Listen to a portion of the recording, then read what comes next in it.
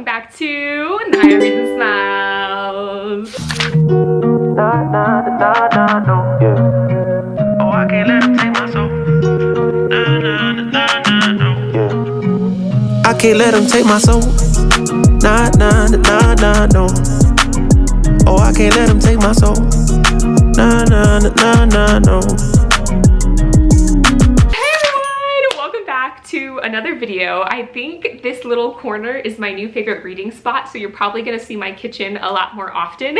So I started a new book, I think 3 or 4 days ago at the beginning of this week. I've been doing this thing where I read one book at a time. Who am I? I literally have a huge pile of books like in the corner of my apartment that have just been accumulating over the last 3 months that I've been gone. I was going through that pile of books earlier this week and I came across this bad boy. It was a good decision. I am currently 268 pages into The Bones of Ruin by Sarah Rowley. Now, this book came out September 7th, I think. This is an advanced reader's copy, but I got it like 3 months ago, so it is no longer an advanced reader copy. Bones of Ruin is a new historical fantasy, a young adult historical fantasy. It is about like 480 something pages. So this book takes place in an alternate Victorian London, and we're following our main character named Iris, who is an African tightrope dancer, and she's a performer in this circus, so she's always kind of been known as being strange. What people don't know though is that she is this incredible tightrope dancer, but she also has a supernatural ability in which she cannot die. But Iris actually has no memory of her past or her childhood. About 10 years prior to when the book starts, something happened and she just woke up with no memory of who she was, and she kind of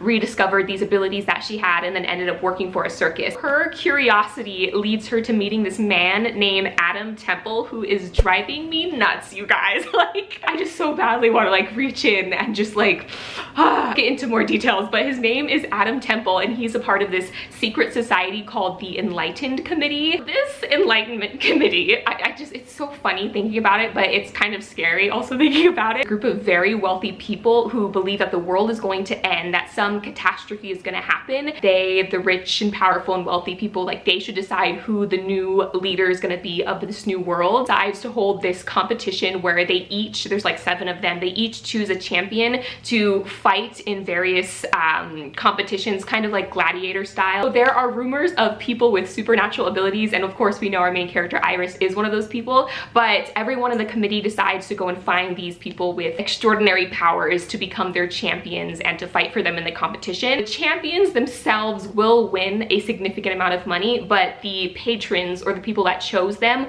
are the ones that will become the leaders of the new world. Whether or not they win determines who the leader from the committee becomes the leader of the new world.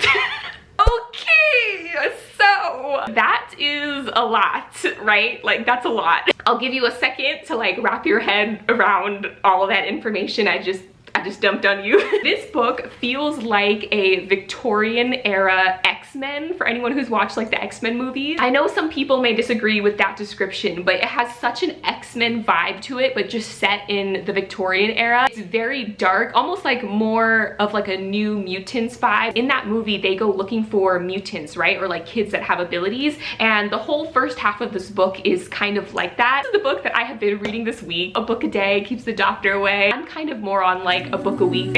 Little by little, piece by piece, I take back what's been stolen from me. Little by little, piece by piece, until I'm complete. I just reached page 300 of this book, and these characters, you guys, like, this whole story is so wild. Like, I don't even know how to explain it. It's just so much is going on, and I'm just trying to keep up. For this story, I actually decided to annotate just key moments or key information in the book because there's so much going on in the plot that I found myself having to like go back and reread certain segments. So instead of doing that, anytime there's like a major plot point or a major piece of information information that we learn, I'll go ahead and like put a little sticky note so that I don't keep having to like flip back to that part because I forget really easily. Our main character Iris, who is on the cover here, so her power, like I said, is that she can't die. Yeah, she also has this cool ability to where she can feel other people's life force, so she can almost locate people by just like focusing and like trying to hone in on their life force, and she can kind of sense where they are. But I feel like one of her abilities is that every single guy she meets just instantly falls in love with her. I kid you not, by the time I got to like the halfway point, like 200 pages in, and she already had like 3 different love interests. So if you're someone who you don't like love triangles,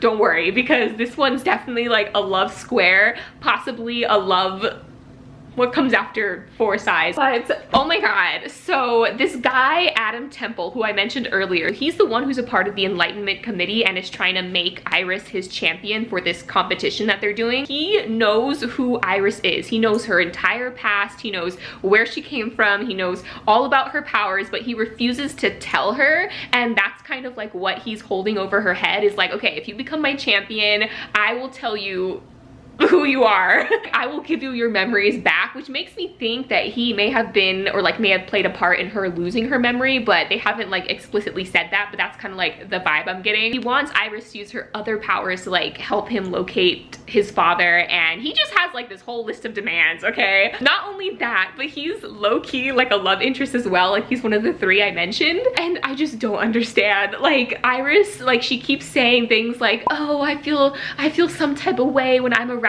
him. Yeah, you feel fear. Fear is what you're feeling, Iris. She thinks it's some sort of connection, and I just want to go in there and be like, listen, this dude would kill you in a heartbeat if it like fit his end of world agenda. So anyways, yeah, Adam is like that mysterious guy who just refuses to give up any information, and it just annoys me so much. Like I understand that's a big part of the story, is that like, you know, she doesn't know her backstory, he knows the backstory, but sometimes it can get so mysterious to the point where it just loses me a little bit, because I'm like, you gotta give us something, like give me something to keep me going here. Finally, like I said, I'm at like 300 pages and we're getting more information, so I'm feeling a little bit better and not as mad, even though Adam is still like withholding so much information. Who's the other Adam that I don't like? It's so funny because I have a thing with characters named Adam. If you guys read the Shatter Me series, I actually have a bunch of books that I need to organize and put on my shelves. All the books I've read these last 3 months, I'm going to organize and try and find a place for them, either like on the book cart or on my main shelf or just like somewhere. I'm gonna finish my coffee and do a little bit of organizing, and then I have a little bit of work to get done, and then we're gonna finish those last 180 pages of the book because I need to know what happens to our girl Iris.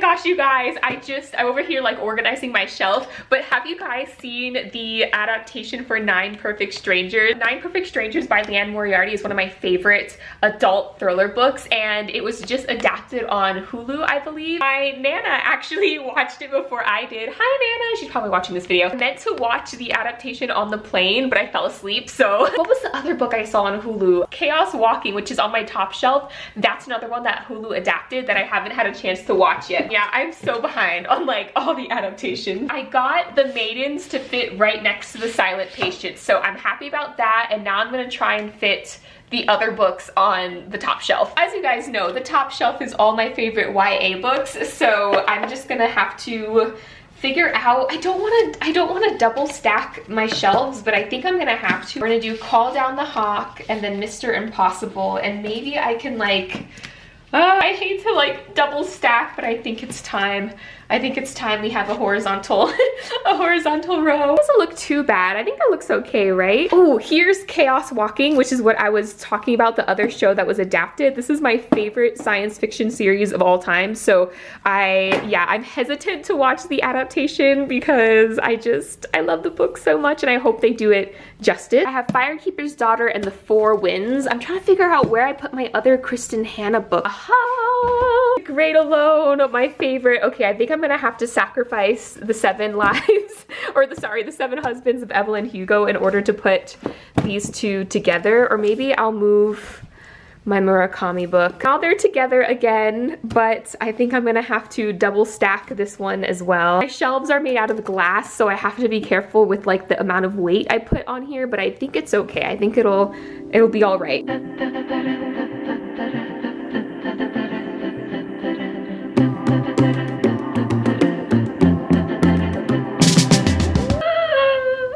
Oh my god.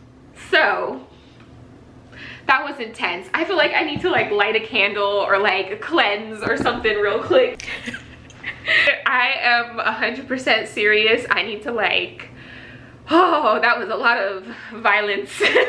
Let me just, wow, that was an ending for sure. Okay, so I just finished The Bones of Ruin and it was so good. Like, you know when it's so good, you like read the acknowledgements of the story. Our main character, Iris, we finally figured out where she came from and like her whole backstory. And when I tell you it was worth waiting like 350 pages. We literally had to wait 300 and like something pages just to get information as to like where our main character came from. There's been this like running thing of our main character being different, like even more different than the other supernatural kids. The second half of the book was primarily just our characters competing. Like the first half of the book is, like I said, like very X-Men vibe where we're just going out and finding these new characters. We jump between the perspective of these like supernatural kids as well as the Enlightenment Committee, so we see both sides of the people that are, you know, the patrons and the people that are the champions. The tournament aspect of the book was really cool. Like, I love YA books that have some sort of competition. I just think it's really interesting. It's one of those tropes that I personally just never get sick of. I just didn't really understand why like the Enlightenment Committee just went this route on deciding on a leader. I feel like they could have just like drew sticks or something and then like, all right, the person with the short stick gets to be the leader of the new world. They had to do it like the most violent way. They had to go through all this trouble. The ending was interesting. Definitely for me, the biggest like finale part was just finding out who Iris is. Like, it got to a point where I was so annoyed. I'm like, if I don't know who this girl is, she has all these emotions she feels when she meets people, and she knows like when she's met someone before, but she has no memory. So it's just really frustrating for her, and it's also like we're reading from her perspective, so for us it's like, oh my god, like who is this person? Overall, I think I'm gonna give this book 7 out of 10 stars. As always, thank you guys so much for watching. Until next time, keep reading and I will talk to you guys later. Bye.